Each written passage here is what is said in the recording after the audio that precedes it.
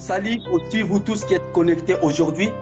Je voulais nous dire qu'aujourd'hui, nous avons la grâce d'être réunis tous ensemble et nous devons réellement être dans la joie car il y a une personne qui est parmi nous. La Bible va dire que là où c'est réuni, c'est 2, 3 au nom de Jésus, Emmanuel, il est parmi eux. Aujourd'hui, je vous apporte un message. Je vous apporte un message. Je vais parler d'une personne qui peut changer nos vies, qui change nos vies. Je voulais vous dire encore, si vous entendez parler de frère Sergio, si je commence à détailler ma vie, mes frères et sœurs, à la fin, vous n'aurez rien. Mais si je vous parle de cette personne-là, cette personne qui s'appelle Jésus, à la fin de notre discussion, à la fin de notre temps de partage, je crois réellement quelque chose peut se passer dans notre vie. Nous voulons racheter les temps car les jours sont mauvais. Nous voulons racheter les temps car notre Dieu a besoin de faire de nouvelles choses dans nos vies. Je voulais te dire aujourd'hui, ma soeur, mon frère, toi qui es connecté, il y a quelque chose que Dieu veut faire dans ta vie. L'Éternel nous appelle aujourd'hui à entrer dans notre destinée. Mon frère, si tu es hors de ta destinée, tu risques de faire de mauvais choix. Si tu n'es pas dans ta destinée, tu risques de passer beaucoup de temps en train de pleurer. Tu risques même de faire de mauvais choix par rapport à ton mariage, de mauvais choix par rapport à ton travail, de mauvais choix dans Dieu. Nous allons voir que dans le verset 11, que je connais le projet que je formais sur vous. Donc, dans notre avenir, comme nous sommes là, ce n'est pas un hasard. En fait, nous ne sommes pas créés par hasard. Tu n'es pas là par hasard. Il y a un projet de Dieu pour ta vie. Mon frère et ma soeur, l'heure vient et l'heure est arrivée que nous devons bénéficier de ce que l'Éternel a programmé pour nous. Nous ne pouvons pas louper la grâce de Dieu. Mon frère et ma soeur, nous ne pouvons pas rater cette destinée. Il y a tellement de bonnes choses que Dieu a programmées pour toi. Il y a tellement de bonnes choses que Dieu a programmées pour moi. Nous ne pouvons pas rater ces choses. La Bible va dire je connais. Quand Dieu est en train de dire je connais, ça veut dire que lui, le Créateur, il connaît ce que lui, il a préparé pour toi. Moi, je ne le connais pas. Mon père ne connaît pas. Je voulais dire, ton papa, ta maman aussi ne connaît pas. Ta soeur, ton frère, ton mari ne connaît pas le projet que Dieu a formé pour toi. Mais il y a une personne, alléluia, une personne qui connaît ses projets. Et cette personne, c'est cette personne même qui t'a créé. Alléluia. C'est cette personne même qui t'a créé. Qui est créé à l'image et à la ressemblance de Dieu. Je voulais dire même que tu es créé par la volonté de Dieu. Donc Dieu, il s'est dit non, je ne peux pas laisser le monde comme ça sans ma fille Priscille. Donc il faut que ma fille Priscille existe. Parce que sa présence sur cette terre, il y a une bénédiction particulière que ma fille Priscille va transmettre dans cette humanité. En fait, tu n'es pas là par hasard. Dieu, quand il t'a créé, ce n'est pas que Dieu, il était déjà, il ne voulait plus créer. Non, il t'a créé, il a bien réfléchi soigneusement pour te créer. Et il t'a bien créé. Tu es créé sans défaut. Tu es créé bien. Ton aspect physique, ça n'a rien à voir avec ton aspect spirituel. Car toi, ce n'est pas ce que nous voyons. Toi, c'est l'esprit qui est en toi. Alléluia. Oh, nous allons voir une chose qui est très importante. Il y a aussi un homme, pour ne pas prendre beaucoup plus de temps, parce qu'aujourd'hui, l'Éternel, il vient te dire aujourd'hui que tu dois rentrer dans ta destinée. Rentrer dans ta destinée, pourquoi? Parce que l'Éternel, il a remarqué qu'il y a des choses qui ne marchent pas comme lui, il veut qu'ils marchent. Il y a des choses qui ne sont pas à leur place. Alors, le Dieu du ciel, le Dieu, le créateur de toutes choses, il veut aujourd'hui que les choses soient à leur place, afin qu'une délivrance soit déclenchée dans ta vie. Afin qu'une bénédiction soit déclenchée dans ta vie. Je dirais même dans ta famille, dans la vie de tes enfants, dans ton couple, il y a des choses qui doivent être changées. Oh, tu dois marcher comme Dieu il veut que tu marches. C'est pour cela, aujourd'hui, l'Éternel, il vient te dire de rentrer dans ta destinée. Nous allons lire la Bible. Rapidement, nous allons lire dans le livre des Actes des Apôtres. C'est très important. Et nous allons comprendre ce que nous voulons dire aujourd'hui. Oh, je crois réellement que quelque chose va se passer dans ta vie. Je crois réellement que quelque chose va se passer dans ton couple aujourd'hui. Et je crois réellement que le Saint-Esprit va faire de nouvelles choses dans ta vie. Oh, mon frère et ma soeur, tu appartiens à Dieu. Mon frère et ma soeur, c'est Dieu qui t'a créé. L'ennemi ne peut pas jouer avec ta vie. L'ennemi ne peut pas jouer avec ta destinée. Tu as une destinée glorieuse parce que la personne qui t'a créé, c'est lui le créateur de toutes les choses. Le Dieu de gloire. Alléluia. Amen. Oh, nous allons lire rapidement le livre de Actes chapitre 9, verset 3 à verset 9. Sœur Priscilla, s'il peut nous lire ces versets, ça va nous faire beaucoup du bien. D'accord. Acte 9, verset 3, c'est ça? D'accord. Je lis au nom de Jésus. Comme ils étaient en chemin et qu'il approchait de Damas, tout à coup une lumière venant du ciel resplendit autour de lui. Il tomba par terre et entendit une voix qui lui disait: Saul, Saul, pourquoi me persécutes-tu? Il répondit: Qui es-tu, Seigneur? Et le Seigneur dit: Moi, je suis Jésus que tu persécutes. Il te serait dur de regimber contre les aiguillons. Tout tremblant et stupéfait, il dit: Seigneur, que veux-tu que je fasse?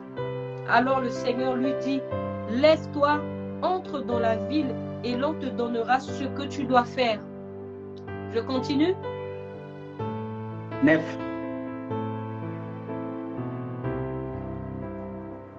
8. Saul. 7.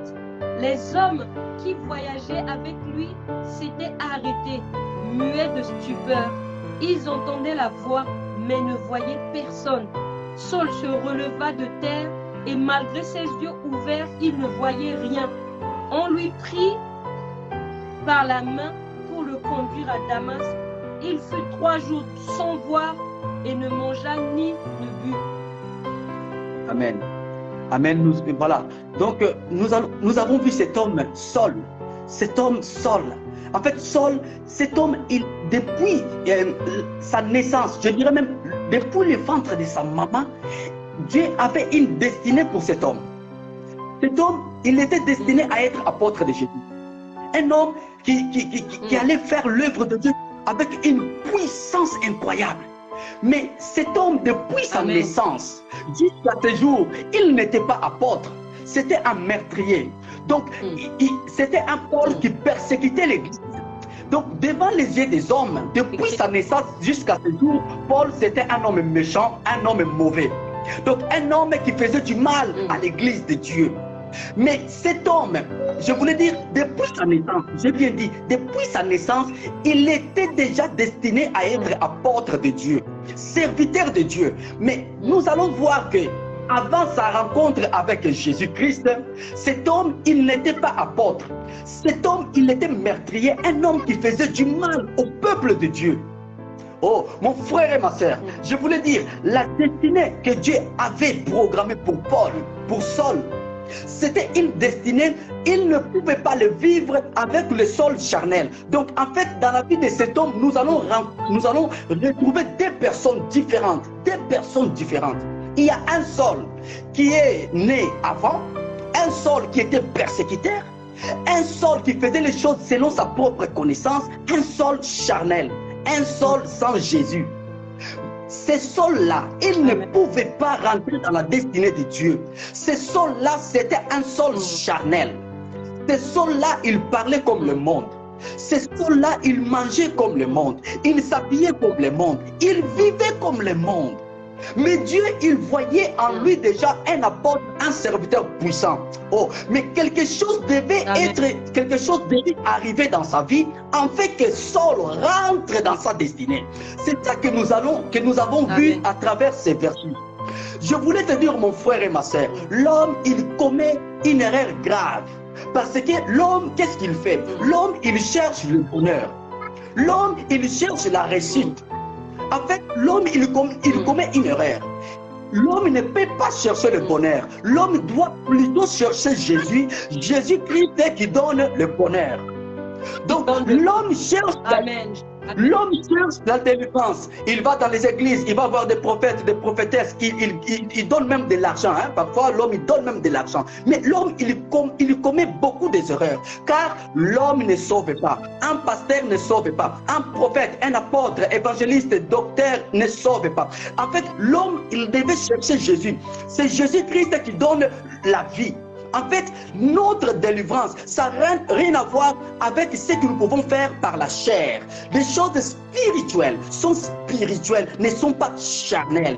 Et ta destinée, ça n'a rien à voir avec ce que tu es physiquement. Ça n'a rien à voir. Ça n'a rien à voir avec ta connaissance, ton intelligence, ton savoir-faire, ta beauté. Ça n'a rien à voir. Donc, c'est quelque chose de spirituel. C'est pour cela que nous disons, un homme comme Moïse, avec toute l'intelligence qu'il avait, avec toute la force qu'il avait, il ne pouvait pas délivrer le peuple d'Israël en Égypte. Il devait d'abord sortir de l'Égypte, aller dans la montagne rencontrer le Seigneur. Donc recevoir la connaissance de Dieu, enlever la connaissance de l'Égypte. Hein? La connaissance qu'il a pris en Égypte, elle devait enlever ça. Les coutumes, la façon de faire, d'agir, il devait être transformé par les...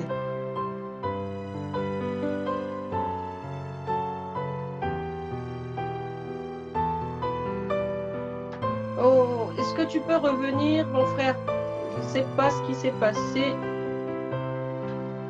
C'est la connexion. C'est la connexion. Oui, je suis de retour, oui. Je suis de retour. Ce n'est pas facile l'Internet. Oh, que Dieu soit loué. Oui, ça va.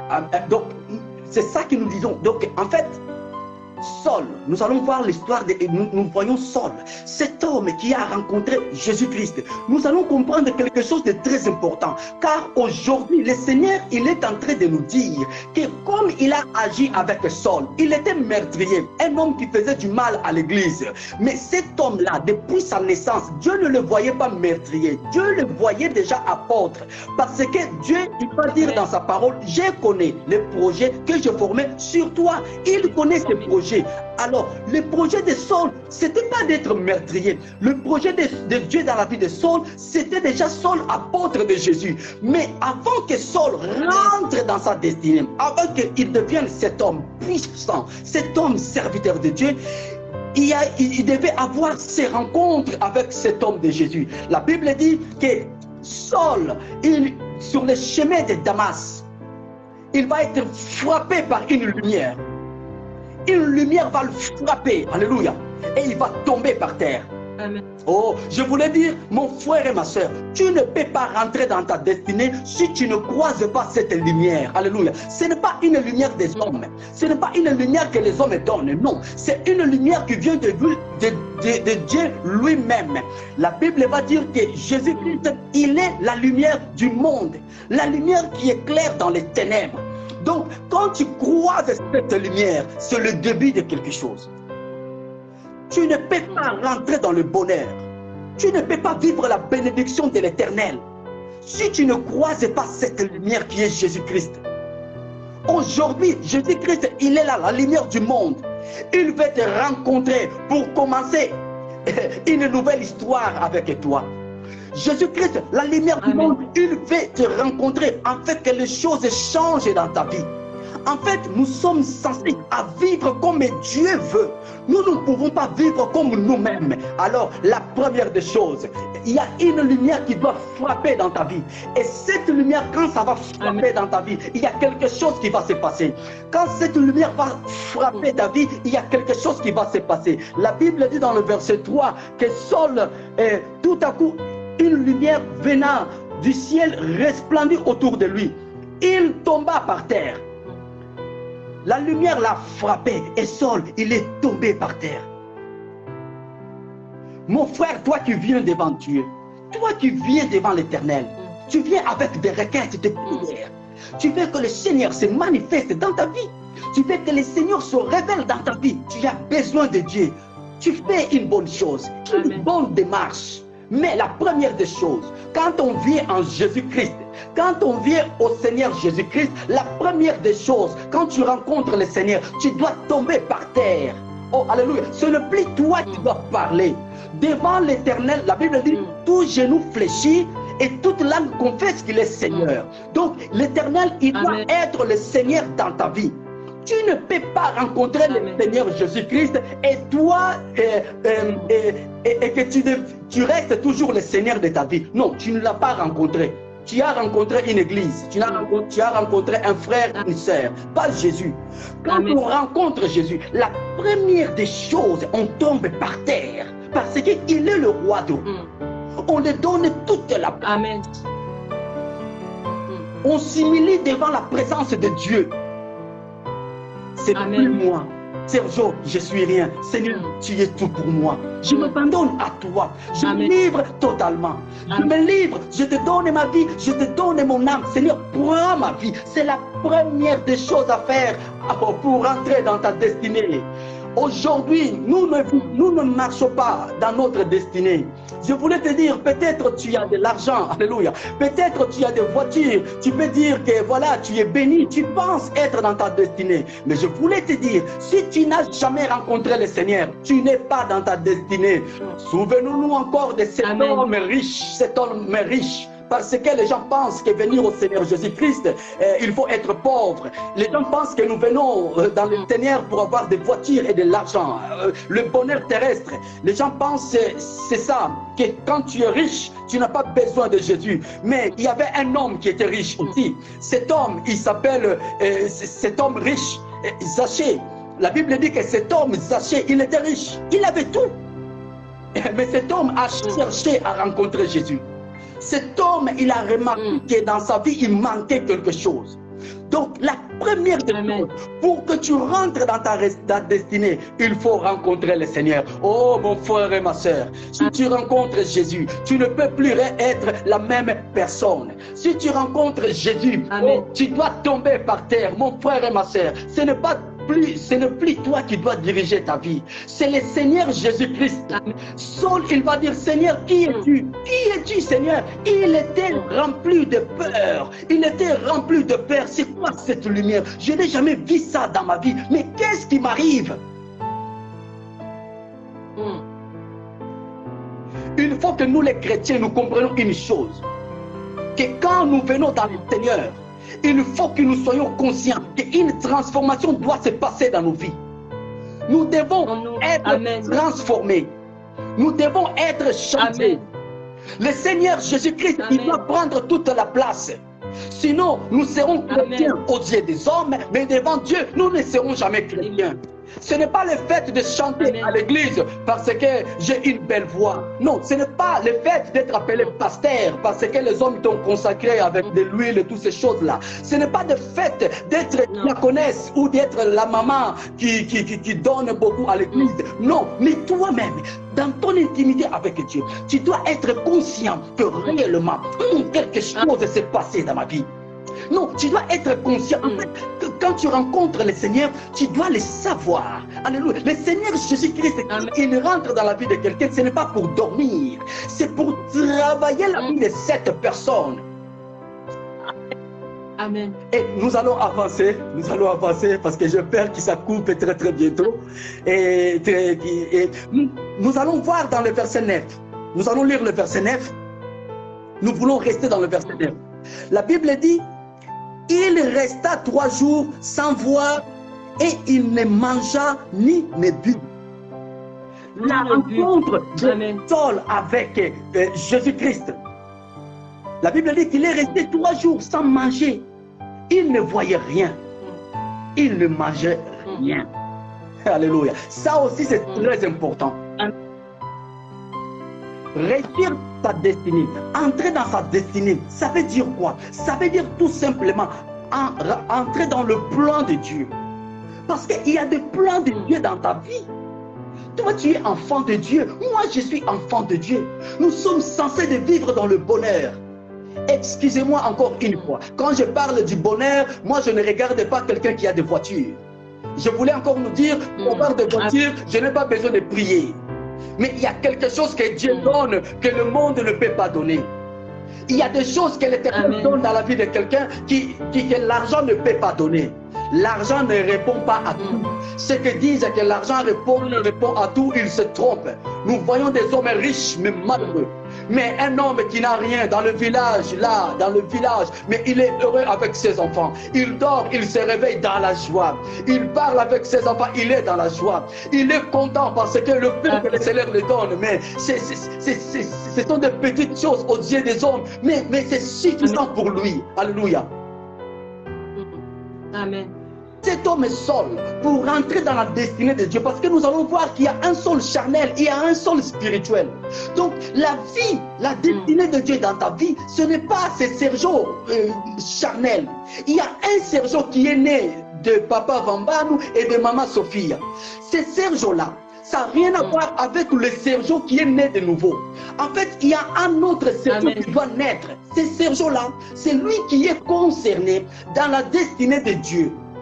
En fait, le Sergio qui est né de la volonté de son père et de sa mère, ce Sergio-là, il doit mourir. Et un autre Sergio doit naître. C'est pour cela que nous voyons la nouvelle naissance. Donc, ce Sergio-là, nouveau, c'est ce Sergio-là qui doit marcher avec Dieu. Et si Sergio, il refuse, il ne veut pas être transformé, il ne marchera pas avec Dieu. Dieu, il est esprit. Il faut que ceux qui l'adorent en esprit et en vérité. Dieu, il n'est pas chair. Donc, quand tu viens dans le Seigneur, tu dois comprendre une chose. L'Éternel, il doit te transformer. Paul, il est resté 3 jours sans boire et ni manger. Alléluia. Rien n'est rentré dans sa bouche. Il a été transformé, il a été formaté par l'Esprit de Dieu. Une nouvelle personne est née. Une nouvelle personne est née et cette personne doit marcher avec Dieu. Et nous allons comprendre quelque chose qui est aussi très important. Il y a quelque chose que j'ai noté quand j'étais en train de préparer cette prédication, cette exhortation, mes frères et sœurs. Nous allons voir qu'il est resté sans voir. Paul ne voyait pas pendant 3 jours. Donc sa chair était réellement, Paul, il était réellement mort. Donc Paul, les choses de ce monde ne le disaient plus rien. Donc Paul, il ne voyait plus rien. Donc il y a eu vraiment une transformation réelle dans sa vie. Rien ne rentrait plus dans sa bouche. Il n'y avait plus de choses souillées dans sa bouche. Une vie de sanctification s'est manifestée dans sa vie. Tu dois être transformé totalement pour marcher avec Dieu. Tes yeux charnels tes yeux charnels doivent mourir afin que tes yeux spirituels puissent naître. Alléluia. Donc tu ne peux plus voir avec des yeux charnels. Parce que l'homme charnel, quand il regarde, il ne regarde pas comme Dieu. En fait, quand tu es transformé, maintenant tu commences à voir comme Dieu. Tu commences à parler comme Dieu. Tu commences à vivre comme Dieu. Tu ne juges plus les hommes selon l'apparence. Alléluia. Tu ne juges plus les hommes selon leur corpulence. Non, non, non, non. Tu ne te jettes pas dans le business parce que tu as entendu parler. Mais tu te lances dans le business parce que tu as eu ce regard spirituel, ce regard de Dieu. Là où les hommes disent c'est impossible, toi tu vas dire c'est possible. Là où les hommes disent non, c'est fini pour cette sœur, toi tu vas dire c'est encore possible. Ton langage va changer. Amen. Comment tu peux dire que tu es chrétien? Comment tu peux dire que tu as Jésus-Christ dans ta vie si tu es toujours la même personne que d'avant? Comment tu peux dire que tu as rencontré le Seigneur si tu parles toujours comme la personne d'avant? Cette personne qui doit marcher avec Dieu, cette personne qui doit vivre le bonheur de Dieu, cette personne ne doit plus parler comme le monde. Tu es encore vivant, mon frère et ma soeur. Tu n'as jamais passé à la mort. Tu n'as jamais goûté à la mort. Tu es toujours vivant, bien vivant même. Tu es toujours affectionné des choses de ce monde. La Bible va dire, n'aimez pas le monde. Car celui qui aime le monde, l'amour de Dieu n'est pas en lui. Donc en fait, mon frère et ma soeur, toi tu es dans le monde, ta chair est dans le monde, mais tu n'es plus dans ce monde. Ça veut dire quoi? Ton esprit ne pense même pas aux choses de ce monde. Donc en fait, toi tu es une autre personne. Quand tu marches, quand tu parles, tu ne parles plus pour toi-même, mais tu parles pour Dieu, tu vis pour Dieu. Quand tu travailles, tu ne travailles plus pour toi-même, mais il y a toujours l'intérêt de Dieu dedans. Oui, je vais travailler, mais d'abord Dieu. Oui, je vais me marier, mais je ne vais pas me marier n'importe comment. Je vais me marier dans la volonté de Dieu. Mes enfants, je ne vais pas les éduquer n'importe comment. Mes enfants, je vais les éduquer selon la volonté de Dieu. Je ne chercherai même pas à les comparer aux hommes de ce monde. Mon frère et ma soeur, je ne chercherai même pas que mon enfant soit comme une star de ce monde. Car ces stars-là, tu ne sais pas ce qu'il fait la nuit. Mais moi, mon enfant, je veux qu'il soit comme Dieu veut. Comme Dieu a programmé. Peut-être tu as l'impression que ton couple ne marche pas. Tu as l'impression que tes enfants, tout est gâché, tout est fini. Je voulais te dire, tout n'est pas fini. Appelle Jésus-Christ dans ton foyer. Appelle Jésus-Christ dans ton couple. Appelle Jésus-Christ dans la vie de tes enfants. En rencontre qui puisse être réalisée entre Jésus et tes enfants, leur vie va changer. Amen. Une rencontre soit réalisée entre Jésus et ton mari. Il ne prie pas, ok, mais si Jésus-Christ le rencontre, il va changer sa vie. Il sera la première personne à t'appeler à aller à la prière. Alléluia. Ta femme ne prie pas, mais appelle Jésus-Christ. Le jour que ta femme va rencontrer Jésus, elle va tomber par terre, elle va s'humilier, elle va changer, elle va être transformée. Tu dois rentrer dans ta destinée. Tu dois rentrer dans ta destinée. Les démons ne peuvent pas avoir le pouvoir sur toi. Non, non, non, non, non, c'est fini. Aujourd'hui, mon frère, tu dois dire non, stop, c'est fini. J'ai compris pourquoi ma vie ne marche pas. Aujourd'hui, moi, j'ai compris pourquoi je cherche, mais je ne trouve rien. Parce que, en fait, je fais tout en dehors de Jésus-Christ. En fait, je ne peux pas réussir parce que je ne suis pas en Jésus. Je suis dans l'église, je suis dans l'assemblée. Oui, je me réunis avec des frères et des sœurs qui parle de Jésus, mais moi-même, je ne suis pas dans le Seigneur. Contrôlons notre vie matin, midi et soir. Tu te réveilles. Quelle est la température de ta vie spirituelle? Tu es toujours avec Dieu ou tu n'es plus avec Dieu? Ne faisons pas des illusions. La vie chrétienne, ce ne sont pas des blagues, ce sont des réalités. Toi, tu es là, mais il y a des esprits qui cherchent à te faire tomber. Il y a des esprits qui cherchent à détruire ta vie. Tu ne peux pas t'endormir. Ce n'est pas possible. Amen. Tu dois prendre conscience de ta vie. Mais tu as des enfants. Tu as un mari, une femme. Ou tu fais des études, tu penses à te marier. Tu penses à fonder une famille. Mais sans Jésus, tu risques de te marier aujourd'hui et demain commencer à pleurer. Mon frère, ma soeur, tu es ma soeur. Je ne veux pas que tu pleures dans le mariage. Non, non, non, non. Je suis ton frère. Je ne veux pas que tu pleures dans le mariage. Oh non, tu es ma soeur. Je ne veux pas que tes enfants marchent dans une vie difficile. Non. Alléluia. Amen.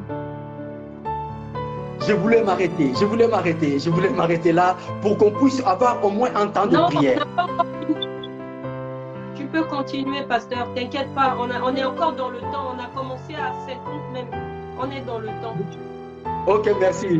Ses frères, Sergio, ma sœur Priscille, je ne suis pas pasteur, je tiens vraiment à le répéter. Amen. Désolé. Bon. C'est vrai que nous avons tendance, quand quelqu'un prêche la parole, de l'appeler pasteur évangéliste, mais nous devons savoir que nous tous, nous sommes des disciples de Jésus-Christ, et comme disciples, nous sommes appelés à prêcher la parole de Dieu et à nous exhorter les uns les autres. Voilà, moi je vous suis aussi parfois, et je crois que c'est très important, nous tous, de nous lever pour parler de Jésus. Voilà, je voulais dire, réussir ta destinée, tu vas réussir ta destinée quand tu marches avec Dieu. En fait, nous allons réussir notre destinée quand nous marchons avec Dieu. Et je voulais dire, mon frère, n'aie pas peur. Parce que nous allons voir que cet homme Saul, il était meurtrier. Lui, il a tué des personnes dans sa vie. Mais ça n'a pas empêché l'Éternel de se manifester dans sa vie. Moi, en tout cas, peut-être nous, on n'a jamais tué des personnes. En tout cas, je ne crois pas que nous sommes des meurtriers ici. Je ne crois pas que nous étions des persécuteurs de l'Église. Mais cet homme, il persécutait l'Église. Mais ça n'a pas empêché Dieu de se manifester dans sa vie. Pourquoi? Parce que Saul, en fait, j'aime beaucoup cet homme, parce que Saul, il a compris quelque chose. Dès les jours qu'il a rencontré le Seigneur, cet homme, il ne résistait plus. Il ne voulait plus résister au Saint-Esprit. En fait, Saul, il s'est laissé conduire par le Saint-Esprit. En fait, Saul, il a vécu cette transformation. Il était réellement changé. Mon frère, c'est le temps que nous puissions réellement changer. C'est le temps que nous puissions réellement avoir cette nouvelle naissance. Il faut que la vie de Jésus-Christ puisse être manifeste en nous. Ce n'est plus moi qui vis. C'est Christ qui vit en moi. Est-ce que nous pouvons réellement le dire? Nous disons tous que nous sommes enfants de Dieu. Mais si nous sommes réellement enfants de Dieu, nous devons vivre comme notre Père. En fait, si nous sommes réellement enfants de Dieu, l'ADN qui est en nous, donc c'est l'ADN de Dieu le Créateur. Donc Dieu, il doit être manifeste en nous. En réalité, quand on me voit, moi Sergio, on doit réellement constater que Dieu, il est à moi par ma façon d'être, par ma façon de parler. Oh mon frère et ma soeur, je viens quand même te donner une bonne nouvelle. En fait, ce message n'est pas pour nous condamner. Non, non, non, non. Ce message, ce n'est pas pour nous critiquer. Non, non, non. Je ne peux pas te condamner. Je ne m'aime pas ces droits-là. Mais au contraire, je suis là pour te dire que ce n'est pas encore fini. Aujourd'hui, si tu prends la décision, aujourd'hui, si tu acceptes que Jésus-Christ soit le Seigneur de ta vie, quelque chose va changer dans ta vie. Ne vois pas les années, ne regarde pas les années que tu as passées dans les assemblées. Ne regarde pas parce qu'on t'a déjà émergé dans l'eau. Ne vois pas ça. Émergé dans l'eau, mais je ne suis pas changé. Émergé dans l'eau, mais je suis encore comme un homme charnel. Émergé dans l'eau, mais je parle et je vois comme le monde. Non, émergé dans l'eau, ça veut dire que je suis réellement changé. Peut-être on m'a déjà émergé dans l'eau. Précipitamment, j'ai accepté d'être émergé dans l'eau. Et tout le monde dans l'assemblée, il voit que je suis un frère en Christ. Mais moi-même, dans l'intérieur, je le sais que je ne suis pas encore transformé. Aujourd'hui, mon frère, Jésus-Christ, il est là pour transformer ta vie. Aujourd'hui, si tu acceptes de tout renoncer pour suivre Jésus, je vais te dire, l'Éternel, le Dieu des armées, il va se connecter avec toi. Amen. L'Esprit de Dieu, il va se connecter avec toi. Il va venir dans ta vie. Il va faire cette transformation. Parce que toi-même, tu ne peux pas changer ta vie. Moi, Sergio, par ma propre force, je n'arriverai pas. Personne ne peut changer sa vie par sa propre force. Mais le Saint-Esprit, quand il rentre dans l'homme, comme j'avais dit au début, le Seigneur, il ne vient pas pour dormir. Quand il rentre dans ta vie, il ne vient pas pour dormir. Non, il vient pour travailler. Il commence à changer ton comportement petit à petit. Petit à petit. Ne te sens pas condamné. Peut-être tu as déjà accepté Jésus, mais il y a encore un péché qui demeure dans ta vie. Le Saint-Esprit, il continue à travailler dans ta vie. Continue à prier. Continue à pleurer devant Dieu. Ne t'arrête pas. Tu es tombé hier, oui. Continue à pleurer. Mais ne sois pas dans la joie. Mais pleure devant Dieu. Dis Seigneur, je n'arrive pas. Je n'arrive pas à abandonner. Mais le bien que je vais faire, je n'arrive pas à le faire. Mais le mal que je ne vais pas faire, c'est ça que je veux. Alors je viens à toi. Toi qui m'as créé, tu as la capacité, le pouvoir de me transformer. Transforme-moi.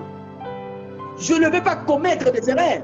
Je ne vais pas marcher moi-même. Parce que si je marche selon mes pensées, je vais faire des dégâts dans ce monde. Mais si je marche dans ta destinée, oh Yahweh, je vais marcher de gloire en gloire, de succès en succès. Amen, amen, amen. Amen. Moi, je compte sur toi. Moi, je compte sur toi. Car le diable, son travail est là pour nous empêcher à rentrer dans notre destinée. Le diable, il ne veut pas que nous puissions comprendre ces choses. Il nous laisse nous réunir. Il nous laisse aller dans les assemblées. Il nous laisse même faire des chansons, composer des chansons. Comme ma sœur Priscille, elle chante très bien. Il nous laisse chanter pour Dieu. Il nous laisse servir l'Éternel. Il nous laisse être intercesseurs. Il nous laisse être dernière dame. Il nous laisse faire toutes ces choses. Mais il ne nous laisse pas comprendre les choses spirituelles. Amen. Nous sommes tellement résistants à aller demander pardon devant notre Dieu. Non, nous résistons beaucoup à laisser la place au Saint-Esprit. Mon frère et ma soeur, regardons comment nous nous comportons. Nous allons comprendre que le Saint-Esprit, il n'a pas pris toute la place. Amen. Tu fais déjà ton travail, tu fais déjà tout. Après, tu dis, Seigneur, regarde, je fais ça, aide-moi. Mais avant de commencer, tu ne demandes même pas à Dieu, Seigneur, quelle est ta volonté? Mais le Saint-Esprit, il est en toi. Il se demande, mais à quoi je sers dans la vie de cette personne? Mais à quoi je sers dans la vie de ces couples? Mais à quoi je sers dans cette assemblée?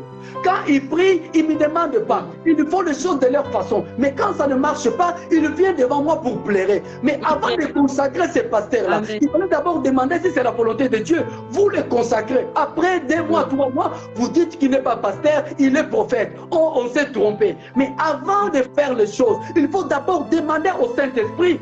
Oh, je voulais dire, l'heure vient où une autre génération doit s'élever. Une autre génération doit s'élever pour aller prêcher la vérité. Une génération qui ne regarde pas l'argent. Une génération qui ne prêche pas, oh, donnez-moi, donnez-moi. Avant de prêcher, il faut me donner l'essence. Avant de venir chanter dans ton église, il faut que tu penses à moi. Non, mais une génération qui pense d'abord à Dieu. Je fais l'œuvre de Dieu et je n'ai pas besoin de ton argent. Tu peux me donner, moi aussi je peux te donner. On peut faire ça. Un pasteur peut aussi venir, une sœur.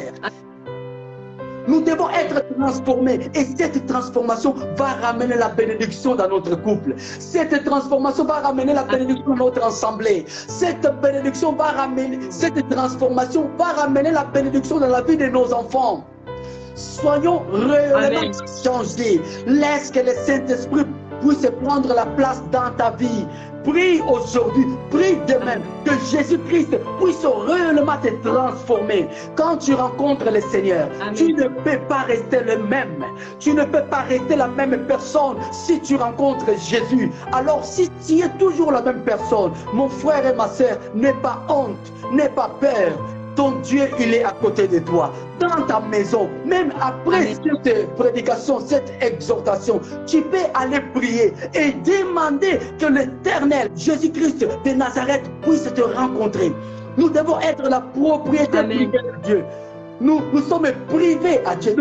Nous l'appartenons. Il nous aime, notre Père.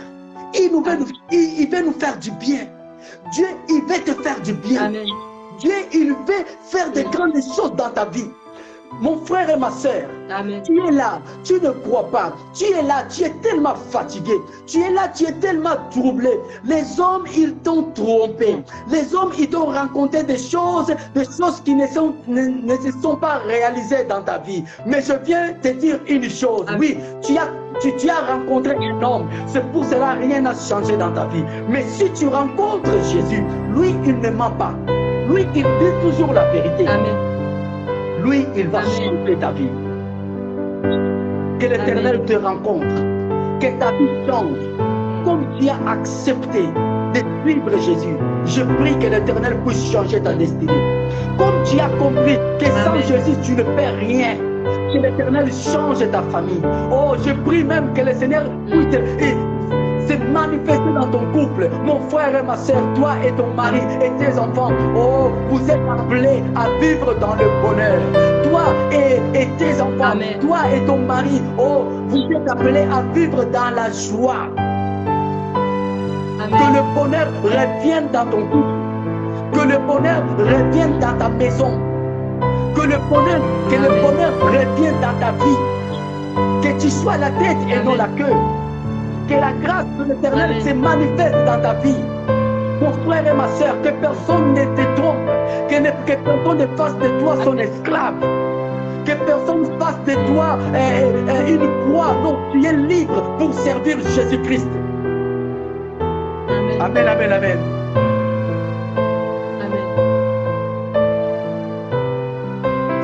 Il y a quelques... Nous voulons prendre quelques sujets de prière. Peut-être tu n'auras pas le temps de prier, mais je vais quand même, en parlant comme ça, de prier quand même, de prier. Et si tu es dans la maison, tu peux prier avec moi. Et parce que la parole de Dieu, écouter la parole de Dieu, c'est bien. Mais le plus important, c'est cette transformation-là. Nous voulons réellement être transformés pour Jésus-Christ. Nous ne voulons plus que l'ennemi prenne le dessus sur nous. Non, non, non, non. Nous avons déjà compris comment il opère. Nous avons compris comment l'ennemi il opère. Il vient, il cherche des problèmes. Tu verras que parfois, tu te disputes avec ton mari pour des choses qui ne sont même pas importantes. Tu te disputes avec ta femme pour des choses qui ne sont même pas importantes.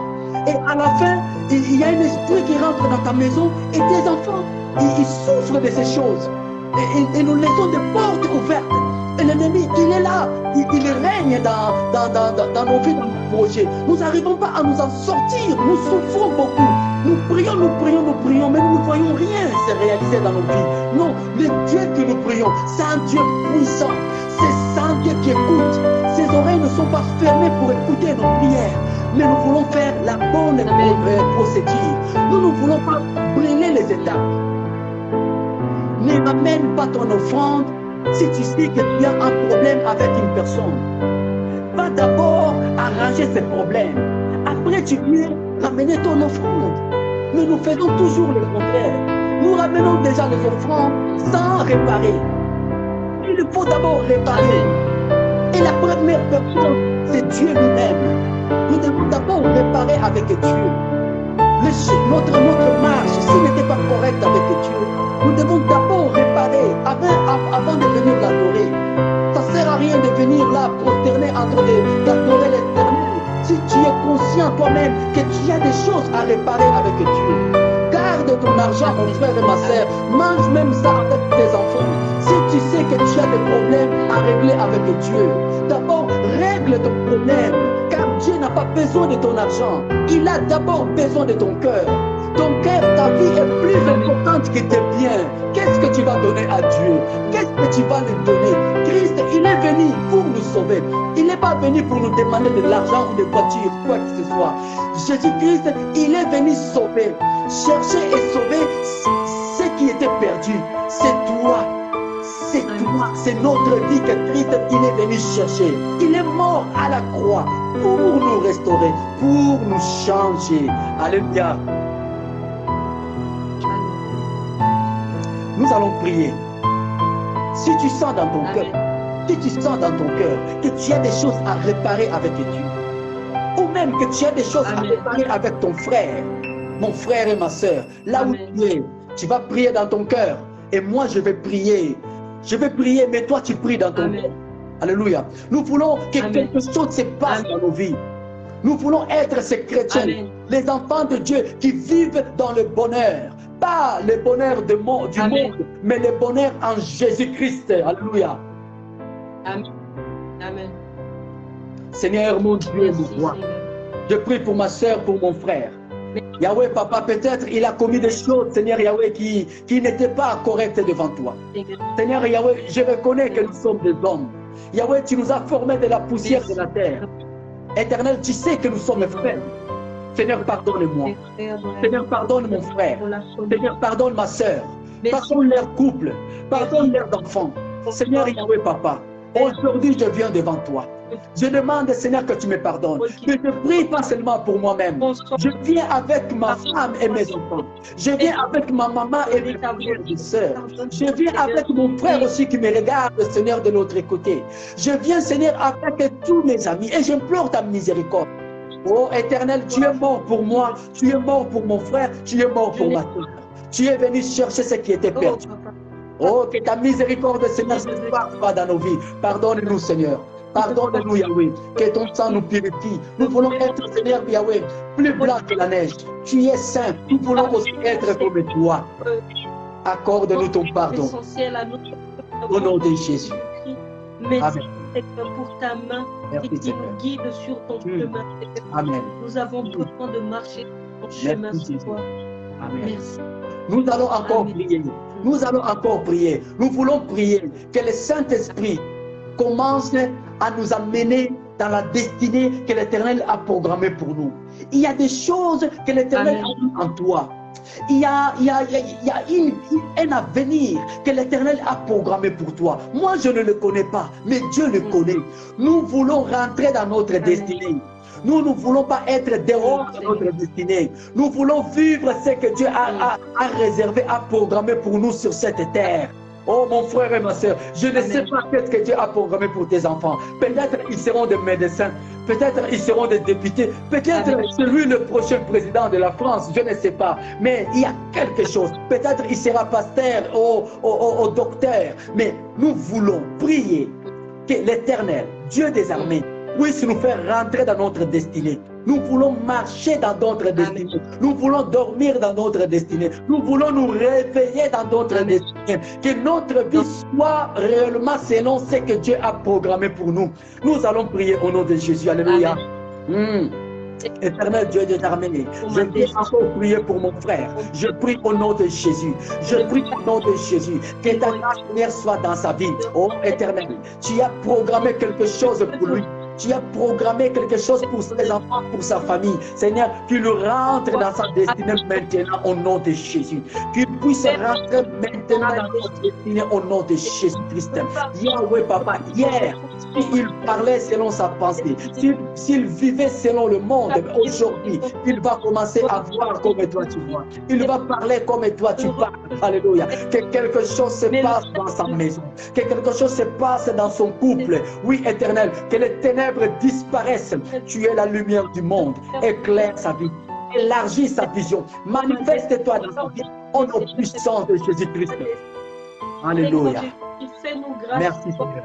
Puissions être dans notre destinée. Amen. Seigneur, emmène-moi en profondeur avec toi afin que je puisse te connaître davantage. Amen. Merci, Seigneur. Amen. Je vais finir pour prier. Je vais prier pour une personne. Si tu es malade, je vais prier pour toi. Si tu as des problèmes difficiles, je vais prier pour toi. La Bible dit prier les uns pour les autres. Il y avait un homme de Dieu qui s'appelle Pierre. Il était en prison. L'Église a prié pour lui. Lui qui était apôtre de Dieu. Mais l'Église a prié pour lui. Il a été libéré. Je crois aussi que nous sommes des frères et sœurs. La Bible nous recommande à prier les uns pour les autres. Moi, je ne connais pas ton problème. Alléluia. Mais je crois que Emmanuel, il est parmi nous. Le Dieu, le Créateur, il est au milieu de nous. Et je crois que si tu es malade, par ma prière, par la prière de ma soeur, par la prière de mon frère, tu peux être guéri, mon frère. Et seulement la foi. La foi. Crois seulement et tu verras la gloire de Dieu. Alléluia. Je vais prier pour finir au nom de Jésus. Seigneur Dieu de gloire, je prie pour mon frère, je prie pour ma soeur. Toute personne qui est malade, qui est connectée, Seigneur. Même ceux qui vont regarder cette vidéo après, Seigneur Dieu de gloire, que la guérison rentre dans sa vie au nom de Jésus. Tu as dit dans ta parole, à ton nom nous prierons, Seigneur, pour les malades, ils seront guéris. Quelqu'un qui est malade, Seigneur, je sais que ton nom Jésus est au-dessus de ton nom. Yahweh, je prie aussi pour mon frère et ma soeur qui est dans des moments difficiles, qui traversent des difficultés. Oh Éternel, que ta main puissante puisse le toucher. Seigneur, éloigne le malheur, Seigneur, de sa vie. Seigneur, éloigne le mal dans la vie de mon frère et de ma soeur. Que le bonheur et la grâce l'accompagnent au nom puissant de Jésus. Hier, il a échoué, mais aujourd'hui qu'il puisse réussir. Hier, les choses ne marchaient pas, mais aujourd'hui, Seigneur, qui est un nouveau départ, Seigneur, puisse, Seigneur, être, Seigneur, est réalisable dans sa vie. Manifeste-toi, manifeste-toi. Seigneur, touche mon frère, touche ma vie, que les choses changent dans sa vie. Au nom puissant de Jésus, Yahweh, Papa, toute personne qui se lève la nuit comme le jour pour combattre mon frère, Yahweh, je chasse tout esprit qui n'est pas de toi. Seigneur, tout esprit humain, tout esprit, Seigneur, Yahweh, du monde des ténèbres qui se lève pour combattre mon frère et ma soeur. Yahweh, je chasse au nom de Jésus. Tu m'as donné le pouvoir de marcher. Que mon frère marche, que mon frère domine toute force de l'ennemi, que mon frère domine sur toute puissance de l'ennemi, au nom puissant de Jésus-Christ. Oh éternel Dieu de gloire, manifeste-toi dans sa vie.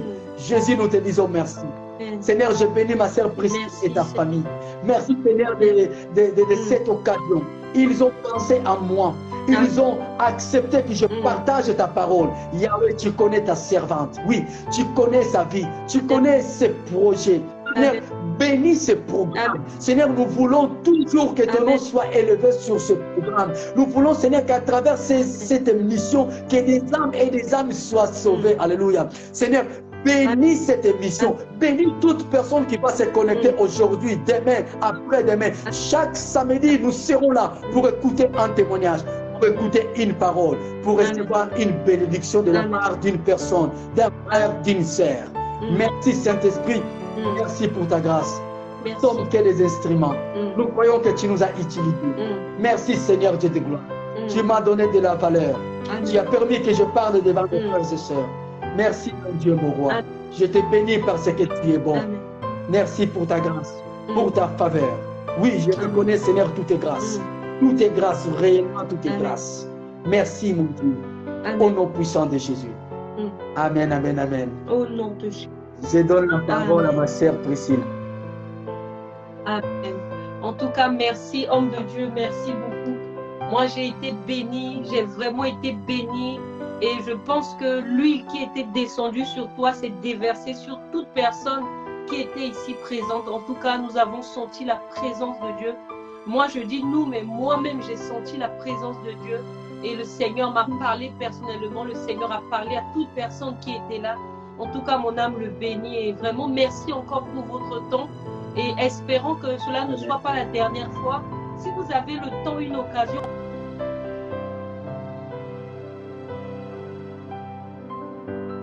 ces derniers temps, nous sommes au temps de la fin. Nous n'avons plus le temps de parler des choses, de la bénédiction, de ce que Dieu peut donner, du mariage. Il est temps de dire la vérité, de donner ce que nous avons. Parce que la parole de Dieu dit que l'homme ne peut que donner ce qu'il a. Si tu n'as rien, tu ne pourras rien donner. Si tu as quelque chose, ne le garde pas pour toi, donne aux autres. Et ce que vous avez fait ce soir, vraiment, votre profondeur a permis que nos yeux soient éclairés ce soir. Vraiment que le Seigneur vous bénisse, de tout mon cœur que le Seigneur vous bénisse. Et en attendant que vous reveniez encore, vraiment à cœur que vous revenez très rapidement. Et je profite aussi de l'occasion pour dire à ceux qui sont là que le frère Sergio, je l'ai découvert sur Facebook par sa page Sergio Vambano. En tout cas, il fait des petites vidéos de prédication qui sont très édifiantes. Et je vous conseille vraiment d'aller sur sa page YouTube, Facebook. Je ne sais pas si tu as Instagram, je ne t'ai jamais vu sur Instagram, mais je t'ai vu sur YouTube et sur Facebook. Donc voilà, si ceux qui sont là veulent bien parler, et si tu peux aussi nous parler un peu de tes pages, ça va être bien. Peut-être que je mettrai le lien pour que les gens puissent aller regarder un peu, écouter ces messages, ça va leur faire du bien. Si ça ne te gêne pas, tu peux nous en parler. Oui. Merci. Si vous m'invitez encore une prochaine fois, je viendrai. Moi, moi, c'est vraiment une grâce de parler de la part de Dieu. En fait, être là pour exhorter, pour prêcher la parole de Dieu, c'est vraiment une grâce. Je le prends vraiment pour un privilège parce que ce sont des choses qu'avant, je ne me voyais pas faire ça. Et Dieu nous aide. Maintenant, l'Éternel nous fait grâce. Donc, oui, je suis sur YouTube. Nous faisons des vidéos chaque vendredi. Mais nous avons une vision un peu, nous croyons un peu plus élargie aussi, mais nous avançons petit à petit. Moi et ma femme aussi, je voulais dire, donc ma femme Lavigne, elle fait des psaumes, donc chaque lundi, elle fait un nouveau psaume. Donc elle a commencé du psaume chapitre 1, elle va aller jusqu'au dernier psaume. Elle fait ça chaque lundi, donc elle publie sur YouTube, sur sa page aussi. Lavigne, si vous tapez Sœur Lavigne, donc vous pouvez l'écrire après Sœur Lavigne. Donc vous verrez là des vidéos. Vous pouvez nous mettre le vidéo après. Oui, juste le nom, si vous tapez sur YouTube Sœur Lavigne, et vous verrez ces vidéos qu'elle publie aussi. Oui, oui, Sœur Lavigne. Donc voilà, et moi je crois profondément que nous sommes un peuple, nous sommes des frères et sœurs. Et nous devons vraiment faire plus. Moi j'ai l'impression que c'est comme si nous les chrétiens, nous sommes trop un peu enfermés entre nous-mêmes. Nous devons aller vers les gens. Nous devons beaucoup plus aller voir les gens. Nous devons vraiment faire l'œuvre de Dieu et nous devons changer réellement. Nous sommes en France et nous devons prier vraiment d'aller vers les gens. Et toujours faire attention. Nous devons faire attention. Nous ne pouvons pas être communautaires. Nous ne pouvons pas rester. C'est pour cela que je n'ai pas parlé de ma nationalité. Je n'aime plus parler de ça. J'ai dit seulement je suis chrétien parce que tout ça, je crois que ce n'est pas important. Donc, nous devons sortir de toutes ces choses parce qu'il y a des choses qu'on a fait avant et moi je trouve que ce n'est plus le temps. Nous avons des mamans, des papas, des familles qui souffrent. Et nous devons savoir une chose, comme dit la Bible, nous devons prier les uns pour les autres. Je n'ai pas besoin de te connaître personnellement pour prier pour toi. En fait, il faut vraiment que les chrétiens, par exemple, sur la page de notre sœur Priscille, on peut envoyer un message. Il y a le frère Sergio qui a besoin de la prière. Peut-être on ne rentre pas beaucoup dans les détails. Et nous devons avoir ce cœur-là de prier pour la personne. Parce que c'est déjà une famille. Parce qu'en réalité, nous sommes une famille. Dieu, il est notre Père. Il faut que nous comprenions ces choses. Nous sommes frères et sœurs. Nous sommes réellement frères et sœurs. Nous devons enlever certaines barrières. Parce qu'il y a des barrières qui sont venues avec des dénominations.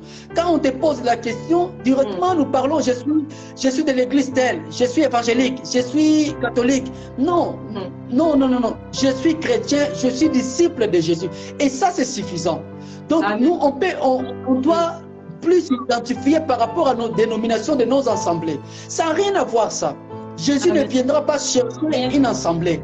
Il viendra chercher des chrétiens. Donc, des enfants de Dieu. Donc, quand nous voyons des choses qui ne sont pas bien, nous ne devons pas être comme des adeptes, comme des gens, nous voyons comme des gens qui sont, je ne sais pas, emprisonnés. Non, nous devons être des hommes et des femmes libres. Donc, c'est pour cela que nous voyons, nous-mêmes parfois, nous nous mettons dans le malheur. Nous voulons tous trop suivre les gens. En fait, surtout nous les Africains, excusez-moi, nous sommes nés dans cet esprit-là de représentation. Nous voulons beaucoup avoir des représentations, d'avoir des choses que nous voyons comme un Dieu. Et comme nous grandissons dans ces choses-là, au jour d'aujourd'hui, et nous amenons ça même dans le christianisme. Nos pasteurs sont devenus des dieux. Mon frère et ma sœur, arrêtons de nous prosterner devant le pasteur. La Bible dit, tu adoreras seulement ton Dieu. Le diable, il a dit ça à Jésus, prosterne-toi. Mais nous le faisons aujourd'hui. Papa, tu te prosternes, il te met la main, mon fils. Mais après tout, nous ne voyons pas que nous faisons toujours la même... En fait, nous faisons le contraire que Dieu, il a dit. Tu dois prier devant Dieu. Quand la Bible dit prier les uns pour les autres, quel jour le pasteur il va se prosterner pour que toi tu pries pour lui alors? Parce que nous sommes tous frères et sœurs. Tu dois être libre dans ton esprit. La Bible dit il a fait les autres comme des pasteurs, comme des évangélistes. En fait, ils sont comme des pasteurs. Le vrai pasteur, c'est lui-même Jésus. C'est lui qui connaît ta vie. Nous devons respecter nos pasteurs. Nous devons les honorer, les parler avec beaucoup de respect, parce que ce sont des hommes que Dieu a choisis pour l'édification de l'Église. Mais nous ne pouvons pas être comme des esclaves. Tu dois être libre dans ton esprit. Tu dois lire la parole de Dieu. Donc quand on te prêche la parole, tu dois regarder. Si ce n'est pas correct, tu ne dois pas dire Amen. Ne dis pas Amen, Amen, parce que l'Amen, quand tu dis Amen, ça veut dire que tu es d'accord. Il y a beaucoup d'hommes de Dieu qui ont déjà vendu leur âme. Et si nous sommes fanatiques, nous n'aurons même pas le temps de regarder leur vie. Donc directement nous acceptons, mon frère, pourquoi tu veux vendre ta vie? Pourquoi tu veux gâcher ta vie? Jésus-Christ, il est mort pour nous rendre libres. Nous sommes réellement libres en Jésus-Christ. Alors l'heure vient, elle est déjà venue. Où nous devons parler de Jésus-Christ librement, annoncer Jésus qui sauve. Moi, je n'accepterai jamais que les hommes puissent me lever. Je n'accepterai jamais que je sois acclamé dans l'église comme si c'était moi le roi. Si nous, dans l'église, nous mettons nos dirigeants à la place de Dieu, alors Dieu ne viendra pas. il n'y aura plus de miracle. Parce que nous avons déjà choisi notre Dieu. Il faut que nous puissions diminuer et que Christ puisse croître. En fait, il a dit ça dans sa parole. Amen. Il faut que moi, que je sois pasteur ou prophète ou frère, je dois disparaître et laisser la place à Jésus. Tout le monde qui se prosterne, que tout le monde adore, que tout le monde loue, que tout le monde vienne se jeter aux pieds de Jésus. Prions le vrai Dieu. Cherchons l'Éternel la nuit comme le jour. Les jours qui sont venus pour prendre Jésus pour aller le crucifier, la Bible dit que Judas, il a fait un signe pour montrer que c'était Jésus. Il va dire, l'homme que je vais embrasser, c'est lui Jésus. Donc, ces soldats, ils ne savaient pas qui était Jésus. Ils n'allaient pas le découvrir parce que notre Dieu, il était tellement simple.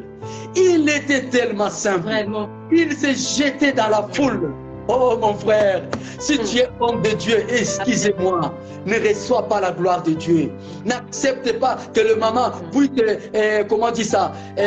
mettre les pannes par terre et que toi tu marches. C'est Jésus-Christ qui a fait ça en Jérusalem. Ne fais pas la même chose. Ne prends pas sa place. Que toute la gloire soit pour Dieu. Nous voulons élever Jésus. L'heure est venue que le miracle doit revenir dans la maison de Dieu. L'heure est venue que l'église de Dieu doit vivre le miracle. Alors l'église, donnons la place à Dieu, sa place. L'église, nous devons redonner la gloire de Dieu comme c'était avant.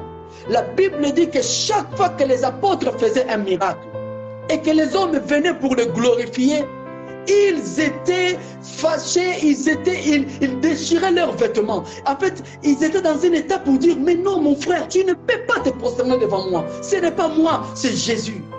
Alors, ma sœur Priscille, les jours que l'Éternel va t'élever en train de faire des miracles, n'oublie pas ça. Ce n'est pas toi qui guéris, c'est Jésus-Christ qui guérit à travers toi.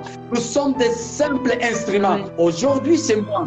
Et demain, c'est ma sœur qui va nous exhorter. Après-demain, c'est mon pasteur. Après, c'est mon apôtre. Mais nous sommes tous frères et sœurs. Nous sommes des enfants de Dieu.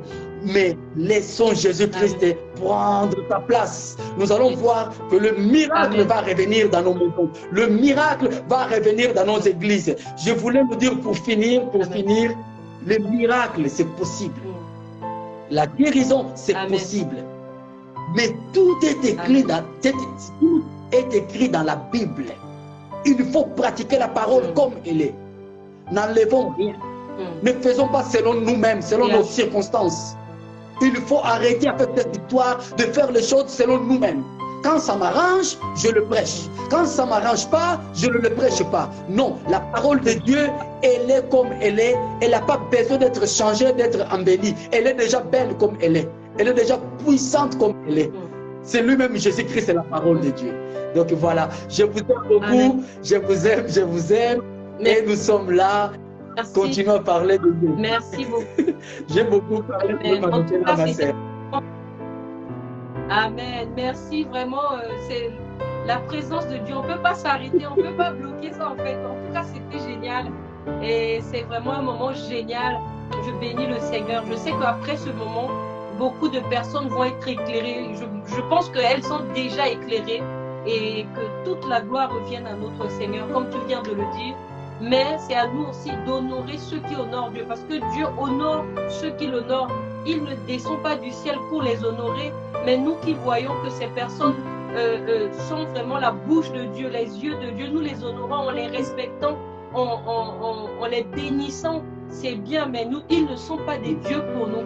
En tout cas, ce que vous avez dit, c'est très, très important. Et c'est ce qui nous manque dans nos assemblées. Et ce qui fait que nous passons à côté de nos bénédictions. Parfois, le fait de se familiariser avec un homme de Dieu, tu ne peux pas recevoir ta bénédiction parce que la bénédiction est cachée. Tu penses que la bénédiction est cachée en cette personne alors que la vraie bénédiction, c'est en Jésus. Et le fait d'attendre cette bénédiction qui vient du pasteur, tu perds ta bénédiction. Et vraiment, ce que vous venez de dire, c'est très important. Peut-être on aura encore une autre occasion d'en parler. Amen.